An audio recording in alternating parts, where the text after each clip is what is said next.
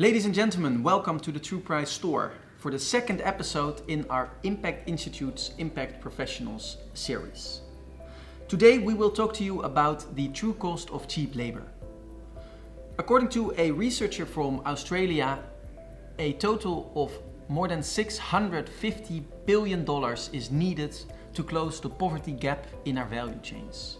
$650 billion, that is approximately the size of the economy of Switzerland.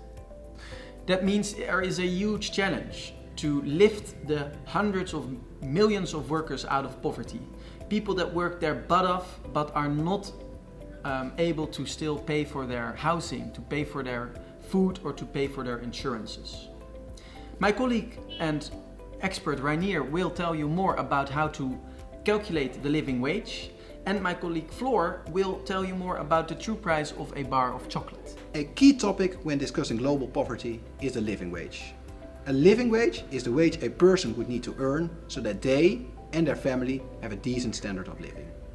A living wage includes having enough food to survive and also having a sufficiently diversified diet. It includes a decently sized housing standard and other variable costs like medical costs, telecommunications, etc.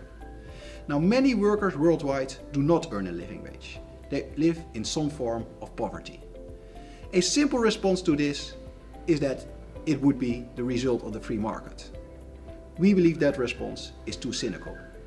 We believe earning a living wage is not a privilege, it's a right. At Impact Institute, we've calculated living wages for many areas around the world, together with our partners. In our methodology, every time when a worker is paid less than the living wage he should earn, that's called underpayment. Underpayment is an important component of the true price gap. Every time it occurs, we calculate it and we include it.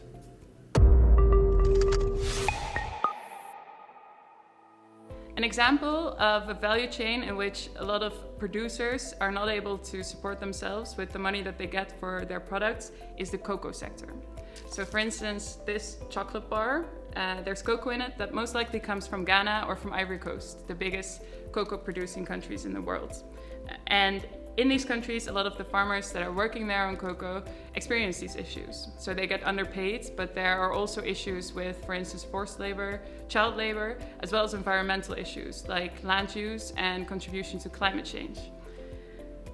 We looked into how much these issues actually account for if you would add it to the price that we have here.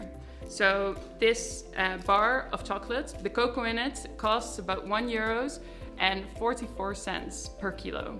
So how much would that be if you would include all of these costs? How much would that be if you would put it all into the price of that 1 kilo? Thank you for watching our video. Subscribe to our channel, like our video and follow us on LinkedIn. And don't forget to drop by the True Price store for a true priced cup of coffee.